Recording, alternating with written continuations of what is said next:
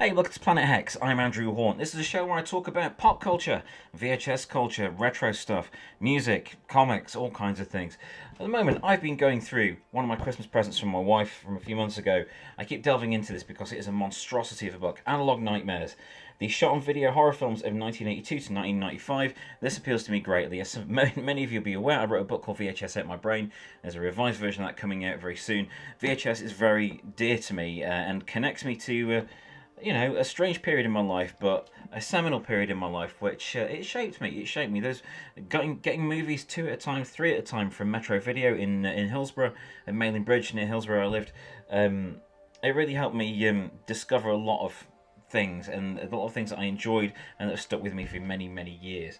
So yeah, Analog Nightmares. This is full of absolute insanity. It's by Richard Mogg, and it is full of some of the most insane films that you'll have never heard of. Just absolutely great stuff. It's got some great artwork in it, lots of interviews and things, but it's given me an idea to look for some of these movies. Now, these were impossible to find back in the video rental era, in the UK anyway, because of course I look at things from a UK perspective, so that's what I know. Now, I was always aware of shot-on-video stuff, SOV horror movies, but I never really found them in our place. Around a video stores that had available to me, because it's just not something that really translated over the UK. I know there's some in in Europe, but mainly it was a US phenomenon. So I never really got to see many of these or even hear about a lot of them until much later in my VHS collecting time. In fact, when I was writing the book, I'd heard a lot about them during that from the Horror VHS Collectors Unite Facebook page. Hello, you lot. I think I had 800 members when I first joined it, and it's got like 16,000, almost 17,000 now. So it's crazy. So hello, you lovely people. So I'm going to look here. I've written a list of 10 of the most infamous shot-on-video horror movies that I could think of from the book and from what I understand from fellow collectors and enthusiasts. It's not by no means comprehensive of it's not the top 10, but it's 10 that I want to check out. And I know that the top 2 are there, so I thought I'd hit the ground running with 2 that I do know are actually on there. So let's get started with those.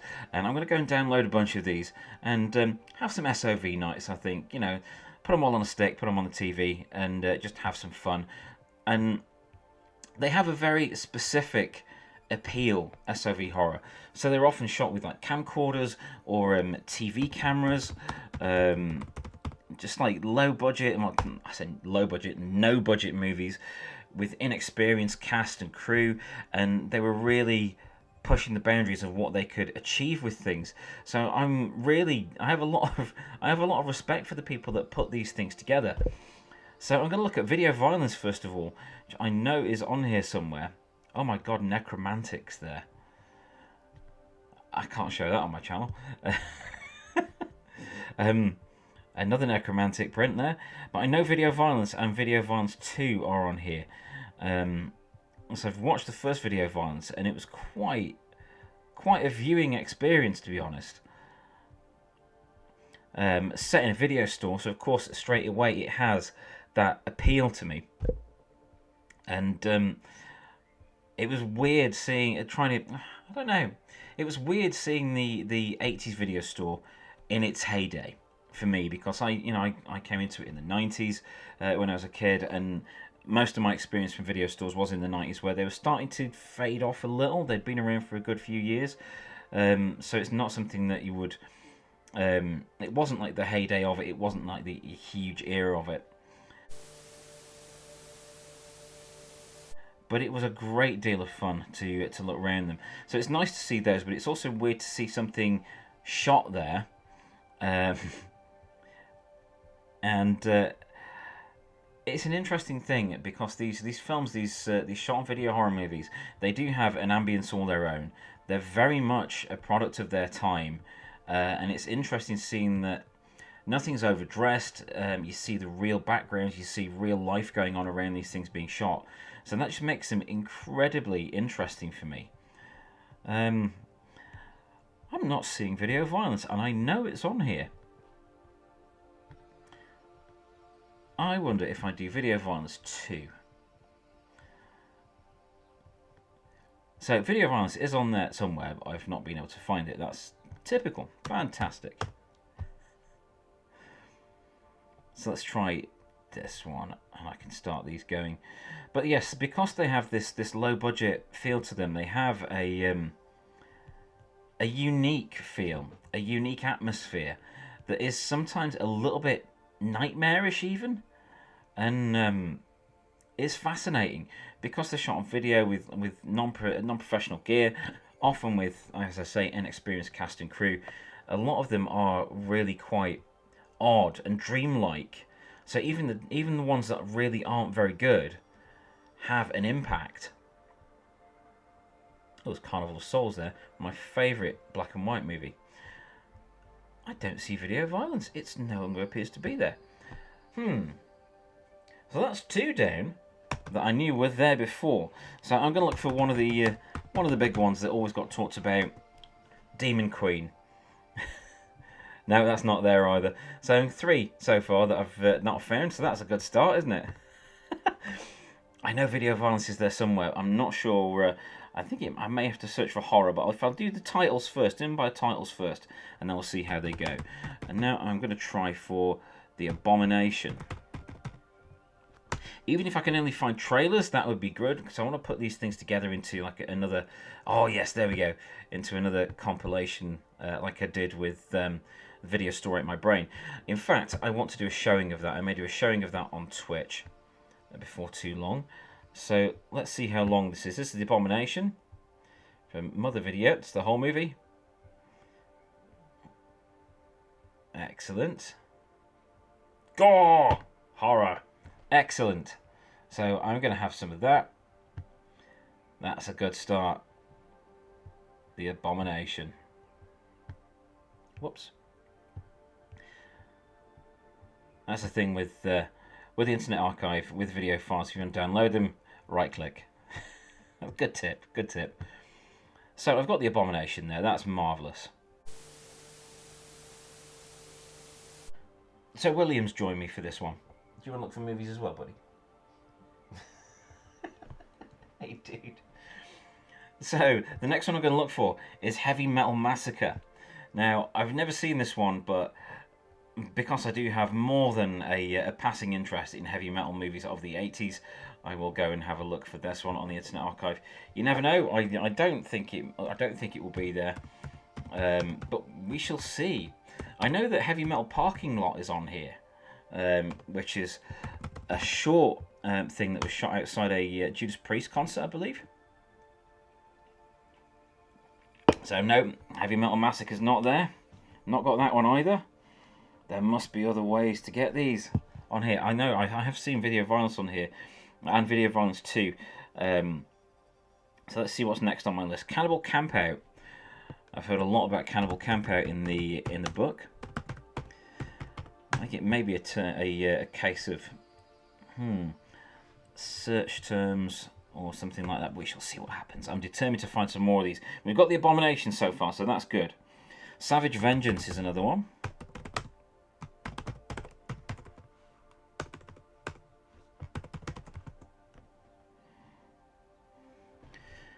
Vengeance of the Zombies. Have I spelt that right?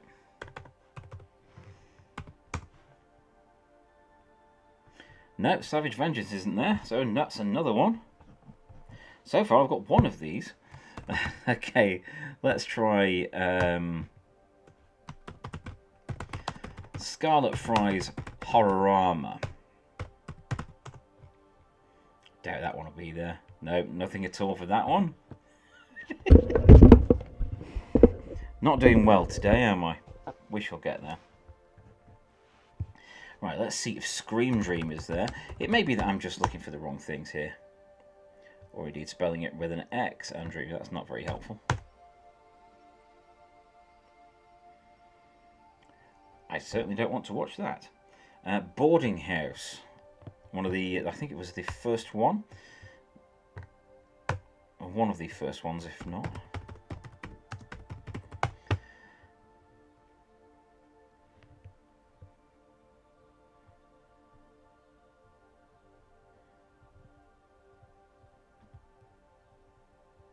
How to Survive a Zombie Epidemic. Awesome. No. Okay. So that search was pretty much a bust.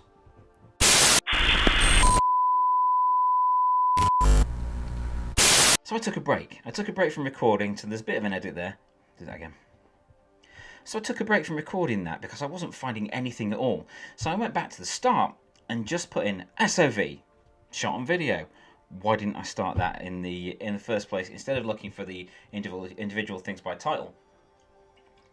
And I found a bunch. I found a bunch from this book, Analog Nightmares. So they're not like the ones that were on my list. Not all of them were the ones on my list, but I found a bunch, and I'm going to delve into a lot of these. So let's check out what we got here. I'm really pleased with these that we found. So, no, not Double Dragon. Ignore that. I just wanted to revisit that. Monster Maniacs. That looks like a fun thing to have a clip of. Brink Stevens there being chased by Jason Voorhees. So, video violence. We've got video violence there. So what I'm going to do first of all is I'm going to open up that guy's, Gary P. Cohen's page. I'm going to set that downloading so I can get hold of a copy of Video Violence to put in my library. I think I've already got one somewhere, but I want to take another one, just in case. And, yeah, on his account, he's got Video Violence 2. So let's go get that. Again, set in a video store, from the Real Video Store, and do check some of these out, just for the curiosity's sake. I mean, I pride myself on being able to sit through a lot of fairly dodgy films. And I know that's not to everyone's taste. I completely get that. It's not to everyone's taste. But I do recommend you at least try a few of these. Cemetery Sisters was one I wanted to find out. Didn't get a particularly good review in Analog Nightmares, but it sounded like one that could be an interesting watch anyway. So I'm going to go get that one as well. And we've got this next one. I've got this next one here, Soul of the Demon. So let's see what this looks like quality-wise. Not all of these are going to be brilliant quality because of the nature of the stuff that they were filmed on, and they'll be like 4th or 5th generations copies in some cases that have been put on these. Oh, look at the state of that. This is marvellous. Living the dream. Living the dream. Let's see. Blue jeans, torn, black leather jacket, white t-shirt, mullet. Absolutely. If only we all could have that style. Oh, more mullets. There's a lot of mullet action going on in here, so I'm definitely having this. This rules. So I'm really, really pleased to find these. And these, remember, on the Internet Archive, these are all free. They are public domain as far as I'm aware, so nothing bad is going on with these as far as I'm aware. I heard of this one, Houseboat Horror. I think it's an Australian one. Yeah, Australian one, that one. So I'm going to give that one a go as well. I think it is really just a case of how you filter things and how you search for things. So just putting SOV made a difference. I might just do shot on video next once I've grabbed these. This was a big one I wanted to get hold of. Scarlet Fry's Horrorama. Now, it's only short, but I was reading about this in the book, and the stories, it's an anthology film, and the stories are like 3 minutes long, each one. So that's why it's so short, but I am totally up for getting hold of that. So, yes, having some of that going on.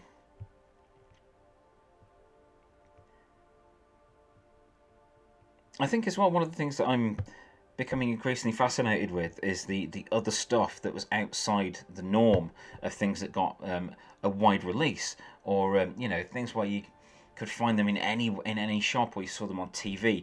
I'm getting more interested in things that you didn't see on TV, like these SOV movies, independent stuff, really weird little releases, that sort of thing.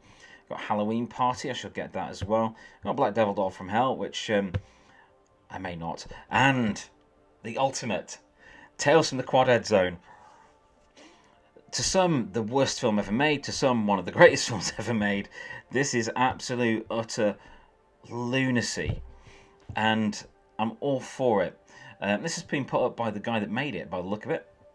And why not? So, oh, of course, yes, it's Chester. My mistake. Sorry, my brain is failing horrifically of late. Just from parenthood and life.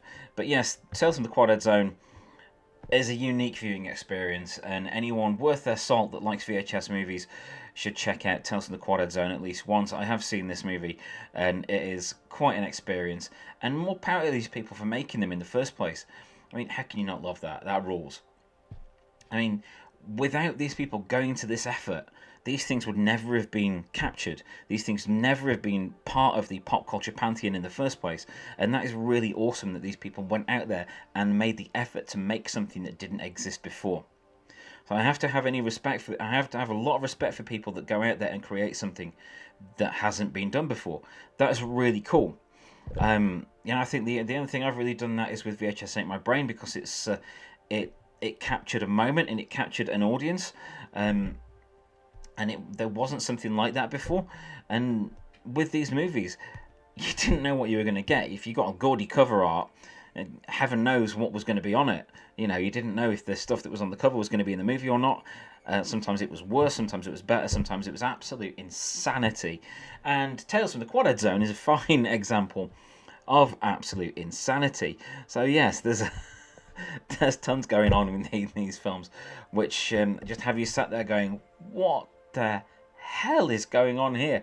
But it's entertaining, and it's that entertainment value that I want more than anything out of these. I want to see these crazy things that have largely been forgotten by the populace, because if we don't remember them and document them and share these things, like on the Internet Archive or in videos like this where I talk about these mad shot on video movies that so many people haven't seen or even heard of, they're just going to get lost entirely. And that would be a great shame, because people did put a lot of effort into these. Think of the amount of all the struggles that these people went through to make these things without a budget or a studio behind them or anything like that. It is totally to be commended. Even though a lot of these things are junk, there's still entertainment value to be had in these weird little alternate universe type horror movies. And I'm all for that. So, I've got some stuff to be keeping me going there, which I'm looking forward to checking out greatly. Thank you very much for watching this episode of Planet Hex, where I've been looking on the the Internet Archive for shot-on-video horror movies, the likes of which I would never thought I would be able to see in the UK back in the day. If you like this sort of thing, please do like and subscribe, where I put out a full-length episode of Planet Hex like this each week, and in the week I put out some reviews in Planet Hex Review Time, little short episodes to keep things ticking over and to keep that pop culture love going. So please do like and subscribe. I do really appreciate every single one of you that is watching these. I don't have many subscribers, but I'm really grateful to those of you that are watching. And that's you. See, that's a nice thing to end on. Thanks for watching this episode of Planet Hex.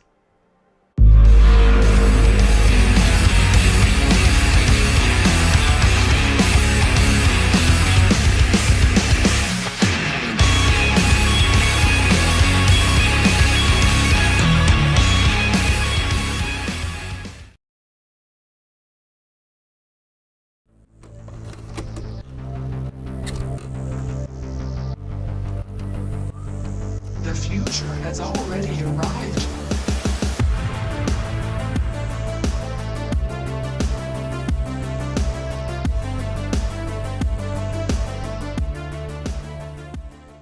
Thank you for watching. Please subscribe and validate my existence.